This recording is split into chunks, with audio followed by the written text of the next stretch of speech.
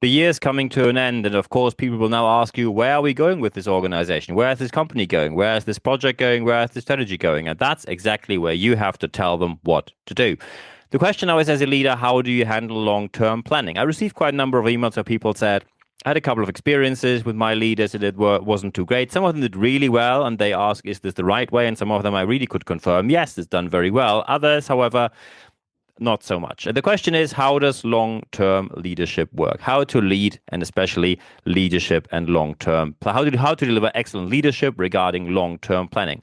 That's our topic of this week's podcast. Hello and welcome. If you're listening or watching on YouTube or listening to me on Apple Podcasts or Spotify or any other platform, hello and welcome. We are getting straight into it. As soon as we talk about long-term planning, one thing which happened last year was I was at an event where I spoke and there was the board. And one thing I didn't know, but I saw it because I sat in the audience afterwards, the CEO was talking together with the board on a panel, and then they presented, I'm not making this up, last year they presented the Agenda 2040. They wanted to present where the company is heading in, well, a bit more than 15 years. And of course, immediate laughter in the audience, because often people think, yeah, I like to have the same fortune teller skills to be able to tell the next 15 years in advance. We probably can't tell the next 5 years in advance, at least not properly, and especially not only based on opinions. So the situation is people are uncertain about the future. If you tell them, I don't know what happens, we have to see, they will be uncertain about anything. However, if you tell them, well, I know everything, they'll probably ask you, how do you know? And if you don't have a great answer to that, then there's nothing else. There's basically nothing as an answer. When you can't answer this question, it's getting nasty reasonably quickly. So it is very important that you deal with the future and these uncertainties pretty quickly. The question now is, with these uncertainties, what should you do? When we deal with uncertainties, you of course can just guess, and that's what many people do. However, as soon as you guess, people will always counter with a question and say, how do you get to that point of view? And then it's getting difficult from there. The main point here is often as soon as you claim anything, and we have way too many leaders who are very confident, typical overconfidence bias, and this overconfidence bias leads to you thinking you know it all. And especially when you are in a very high position of power, people often do not dare to speak up, especially when you have shown certain negative leadership behaviors towards criticism or people questioning your decisions. You will probably say, who are you and why are you questioning my authority? Not you in the future for a career. And that is, of course, a massive problem. No one has the crystal ball to know the future. However, people still think, and they have a right to get told where does this organization actually want to develop. And there are solutions to this issue. When we get to the solutions, number one is always, which methods do you apply? And the first method people often have is experience. And experience is very, very valuable. I come from the generation when I started working in Germany, my first job after uni, unemployment was reasonably high, economy was in crisis, lots of cost due to the reunification of Germany was the end of the 90s. And many people were afraid if they have their job in 2 years' time or in 6 months' time. So they thought, what could we do to predict the future? And they relied on experience. However, the main issue and the main problem was that to get more jobs on the market, the government gave a tax benefit, a very, very favorable tax regime on sending people into retirement early. So organizations could send people into retirement early, and this means people from the age of 50. So they made an offer to many people in my organization where I worked back in the days, and unfortunately in my department, anyone took it. Absolutely everyone. Everyone took it. And the problem then, of course, is we suddenly had projects where we sat there with all the young people, with all the young folks. And I remember one project where I was co-leader, and I was sitting in the round saying, look, we are all basically between 21 and 28 here. Anyone has an idea what's going on? Because I don't.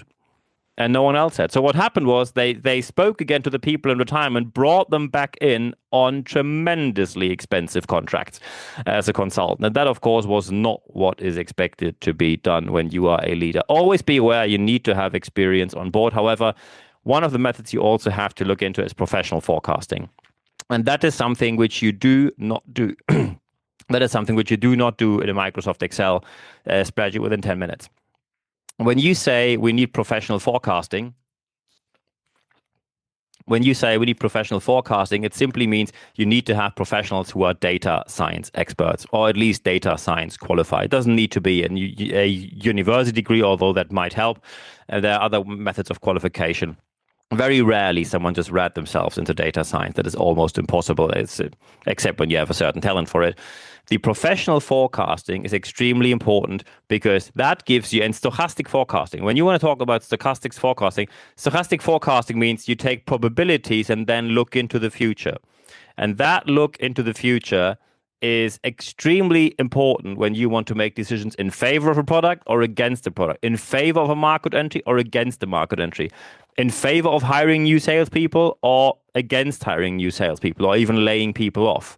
Professional forecasting is something which needs to be done. However, you probably know when you have professional forecasting and then you sit there with the sales team, a member of the sales team, and you ask them, so let's talk about goal setting. What do you think is going to be your goal for next year? And their answer will be immediately, the economy is in crisis. Nothing's working. I think 50% of my goal from this year, maximum, probably less. And that is, of course, the problem. You have to, and these are two aspects now, do two things: manage expectations and master the art of the negotiation. And I can tell you, it's not reading the book, The Art of the Deal. Managing expectations means you have to manage that sometimes people will be disappointed. And I know when you disappoint people, the atmosphere in the office might not be too great for the next couple of days. And it doesn't feel too nice when you enter the coffee room and suddenly anyone stops talking because the leader entered the room. However, I can tell you this will happen sooner or later.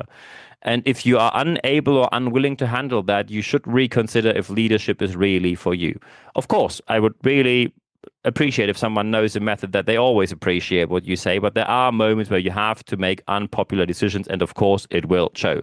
Manage the expectations, and in addition to that, always master negotiations, because as soon as you set a certain expectation, people start to negotiate. And one aspect is extremely important here. You cannot sit there as a leader and say, I say, you obey. There is always room for negotiation. If you do not leave room for negotiation, people will always say there is no employee participation in the organization, and that makes everything worse from there. So be sure that you leave room for negotiations. If you now want to implement all of this, very important. If you now want to implement all of this, step number one is, of course, check what is the experience you have on board. When you now realize you do not have the experience on board that you need at the moment, then you need to talk to an agency or to freelancers. I just talked to one of my clients. They just got an external manager in as a CFO, an interim manager, and that person had tremendous value within the first 100 days. Probably within the first 60 days, they managed more than other managers did within a whole year. So the experience is either there or you have to pay to get the expertise in. You cannot, you then have to pay to get the experience in. There is no fast forward for experience. No one, of course, some people worked more, some people work less. And as you know from my podcast, I'm probably on the end of I like to work a bit more. However, the point here is the experience is something you cannot read in a book. The experience is nothing you can just write down and think you have it. The experience is nothing you can make up because people will just put two questions forward and you can't answer them properly and you lose all your social legitimation. No one is going to follow you in the future. Experience is something you have or you do not have. And of course, when you work more, you will be experienced way sooner than others. That's what I always tell people. Anyone has the right to work only 15 hours a week. However, don't complain that the people with 30 or 40 hours a week or even more have more experience and probably get the promotion a bit quicker than you did. So the experience is step number one. Step number two is the expertise. If you talk about data science, you need professionally qualified people. May it be certificates from universities, may it be a degree, may it be both, may it be practical experience or vocational training on the matter. However, you need professional expertise. Someone who simply thinks, I know it all by gut feeling, is no one who is going to help you in the future. And just to be clear, we all know that one case where gut feeling was the right decision over the data. We all know that one case where the data was probably not very well calculated, but the gut feeling of a manager saved the situation. We all know that one situation. However, N equals 1 is no evidence, as Frank Caspides from Harvard Business School tends to say. You need to be aware of the fact that expertise is something you have. In the long run, the expertise will always win. So you need both experience and expertise. And by the way, why in the long run this always wins? You know this from sports. A team from League 7 can always win against a Champions League team once. Probably you know this from cup games, FA Cup or the German DFB Pokal or any kind of cup challenge, or the World Cup. Suddenly the underdog beats the world champion. Yes, this might happen once.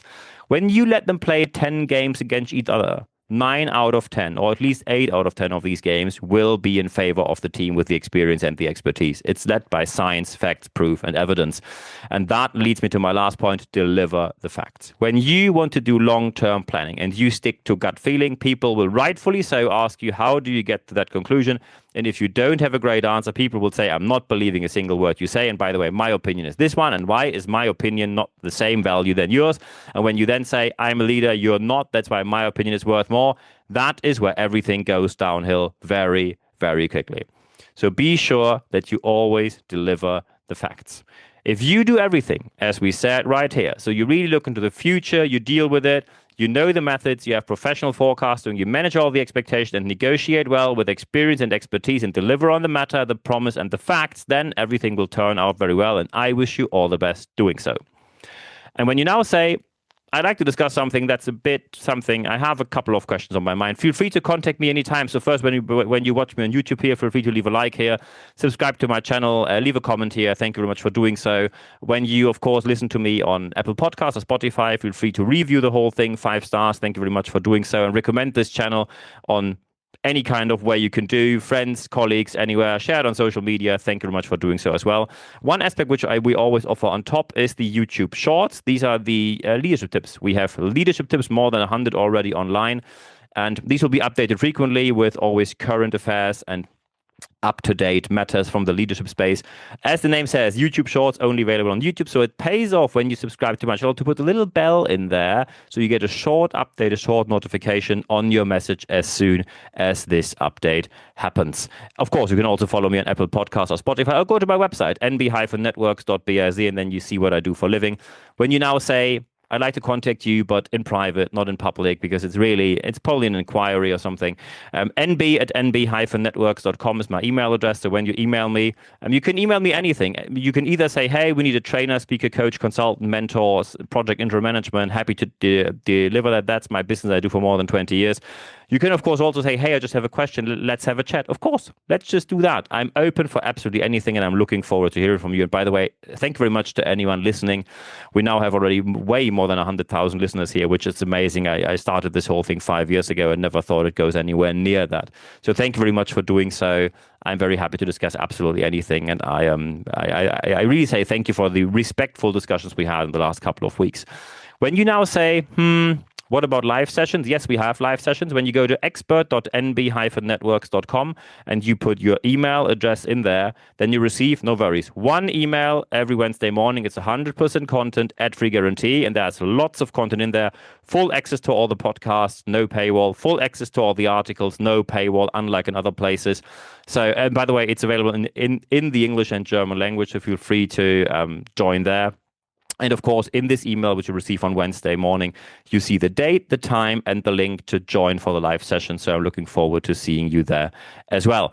Of course, you can also connect with me on LinkedIn, follow me on Instagram, like me on Facebook, or simply subscribe to my channel on YouTube. I'm open to absolutely anything. The most important thing, however, is apply what you heard, because only when you apply what you heard, you will see the positive changes that you obviously want to see in your organization. I wish you all the best doing so. Feel free to contact me anytime. I will answer any message within 24 hours or less. And at the end of this video cast, as well as the end of this podcast, there's only one thing left for me to say.